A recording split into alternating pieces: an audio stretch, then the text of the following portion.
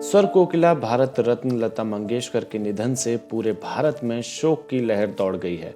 प्रधानमंत्री नरेंद्र मोदी समेत भारत के तमाम नेता लता मंगेशकर के अंतिम दर्शनों के लिए मुंबई पहुंचे थे।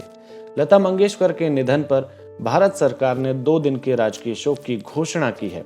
इस दौरान राष्ट्रीय ध्वज को आधा झुकाए जाने के निर्देश गृह मंत्रालय ने जारी कर दिए हैं। बता दें कि भारत रत्न से सम्मानित किसी भी शख्सियत के निधन को अपूर्णीय क्षति मानते हुए राजकीय शोक की घोषणा की जाती है। इसलिए लता मंगेशकर के निधन पर 6 फरवरी से लेकर 7 फरवरी तक राजकीय शोक की घोषणा कर दी गई है। पहले इसकी घोषणा केवल केंद्र सरकार की सिफारिश पर राष्ट्रपति करते थे, लेकिन अब गृह मंत्रालय भी इसकी सिफारिश कर सकता है। इसके अलावा राज्य में सीएम इसकी घोषणा भी कर सकते हैं।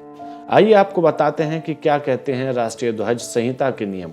राष्ट्रीय ध्वज संहिता 2002 के अनुसार राजकीय शोक के दौरान राष्ट्रपति भवन, संसद, सचिवालय, विधानसभा और विदेशों में मौजूद भारत के दूतावासों के साथ अन्य महत्वपूर्ण राष्ट्रीय भवनों या सरकारी दफ्तरों पर लगा राष्ट्रध्वज आधा झुका रहता है।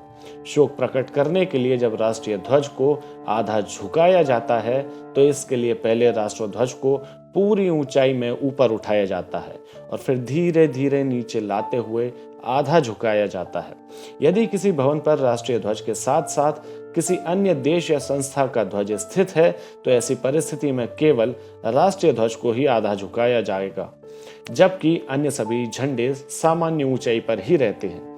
राजकीय शोक की घोषणा भारत के शीर्ष पदों पर बैठे या पूर्व में रह चुके नागरिकों, किसी बड़े पुरस्कार से नवाजे गए भारतीय लोगों के साथ साथ किसी विशिष्ट विदेशी नागरिक के निधन पर भी की जा सकती है। इसके अलावा राजकीय शोक की घोषणा देश में किसी बड़ी त्रासदी या दुर्घटना के होने पर भी की जा सकती है। यदि किसी सम्मानित व्यक्ति का निधन 26 जनवरी, 15 अगस्त या 2 अक्टूबर को होता है तो सिर्फ उसी इमारत पर राष्ट्रीय ध्वज को झुकाया जाएगा जिस इमारत में व्यक्ति विशेष का पार्थिव शरीर रखा गया हो, और जैसे ही पार्थिव शरीर को इमारत से निकाला जाएगा उसी वक्त राष्ट्रीय ध्वज को वापस पूरी ऊंचाई में फहराया जाता है।